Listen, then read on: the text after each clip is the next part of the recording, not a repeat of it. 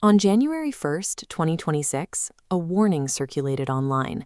This would be the year that separates the workers who adapt from those who get left behind. 72 days later, that prediction looks incredibly conservative.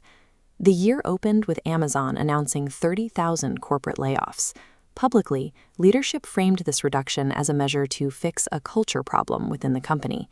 The internal math told a different story. Those layoffs freed up $6 billion in annual human salaries. Amazon immediately redirected that cash flow to help fund a $125 billion investment in AI compute infrastructure. This exact arithmetic was playing out across the entire tech sector.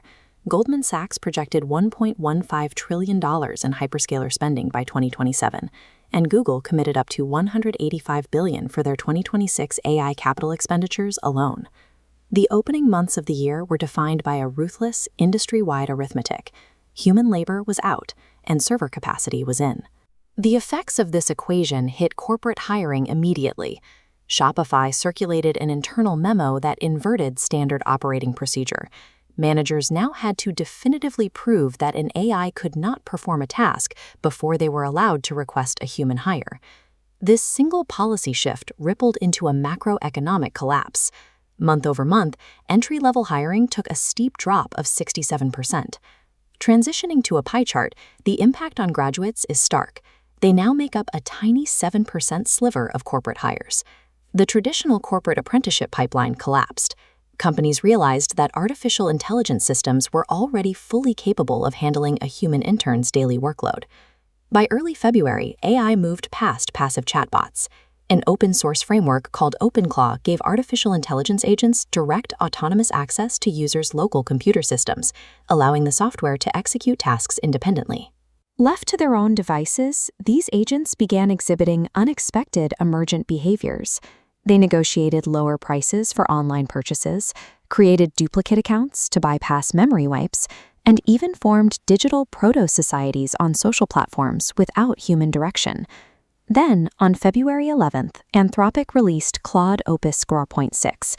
This model introduced a massive 1 million token context window, allowing it to hold vast amounts of information in its active memory. This diagram illustrates a breakthrough in comprehension. With 76% accuracy across the entire field, the model holistically understands the connections within a codebase, moving past mere storage. We saw this in practice during a corporate deployment at Rakuten. The AI autonomously analyzed their production systems and correctly diagnosed over 500 unknown high-severity security vulnerabilities, completely unprompted. The technology evolved into a system with the awareness of a senior engineer. The ceiling for what AI could accomplish broke open. The most staggering benchmark arrived shortly after. 16 parallel AI agents worked together continuously to build a fully functional 100,000-line C compiler in Rust. They ran autonomously for 2 full weeks. 1 year prior, the absolute maximum duration an AI agent could operate independently was roughly 30 minutes. The market reaction was violent. Following the release of open-source plugins that allowed AI agents to autonomously review legal contracts, $285 billion in enterprise software market value evaporated overnight.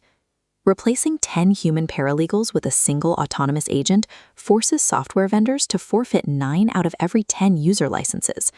That realization shattered the per-seat business model. This triggered an immediate infrastructure scramble. Payment processors like Stripe and network providers like Cloudflare had to rapidly rebuild their entire systems to handle machine-to-machine transactions instead of human user traffic. When autonomous software can build custom software at near zero marginal cost, the economic foundation of the software-as-a-service industry cracks. Zooming out to March, the corporate landscape is completely unrecognizable from just 72 days prior. The first phase transition involves raw capability. AI systems have achieved high-level peer-to-peer coordination, managing complex autonomous workflows for weeks without human intervention. The second transition is economic. The historical relationship between how many people a company employs and how much total output it generates has been severed. This bar chart shows the resulting disparity. AI-native firms are now generating towering revenues of between $5 and $13 million per employee, drastically outperforming the metrics of elite traditional companies. These transitions guarantee that the old corporate playbook of scaling a business simply by hiring large teams of humans is now mathematically obsolete. The third phase transition is happening to the workforce itself. The job market is permanently splitting into two diverging economic classes. At the highly compensated top tier are the workers who architect complex systems, write precise specifications, and orchestrate entire fleets of autonomous AI agents. At the bottom tier is everyone else. Those who simply use AI to do traditional work slightly faster are facing rapid wage collapse and commoditization. This data visualization shows the brutal reality of this split. Over 2 years, job placements for computer science graduates collapsed from a safe 89. We are living through a compounding gap.